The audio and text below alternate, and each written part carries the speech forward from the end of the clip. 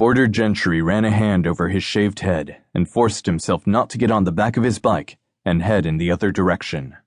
He'd come to Denver for a legitimate reason, but he'd also come because he knew at his age he had to stop trying to outrun his demons.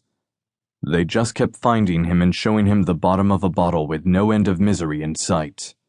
And since Border didn't want to end up in a ditch from exhaustion or death from booze, he was on the outskirts of Denver, helmet in hand, and the weight of a whole lot of living on his shoulders.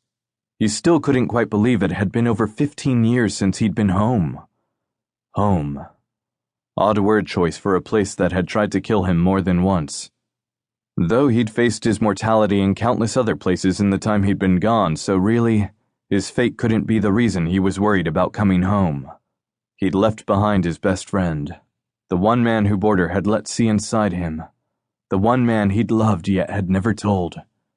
He'd had 2 years of tortured bliss with Jake Gallagher, and had run from it when things got too tough, when the idea of who he could become if he didn't get away from his father scared him more than the idea of being alone.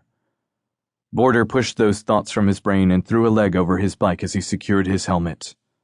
The vibrations of the engine went through his legs and up his back as he started the bike and let out a breath. He was calmer now, the bike an extension of him that had always made him feel a little more whole. Idiotic thinking on his part, but when he was younger, he latched on to the idea as hard as he could. Though he wore leathers as well as gloves and a full helmet with face mask, the wind was a cruel mistress, slapping at him as he made his way down the road. There wasn't snow or ice on the ground, but it was far too cold for him to be riding like this. His truck was at another compound, and he couldn't pick it up until the next morning.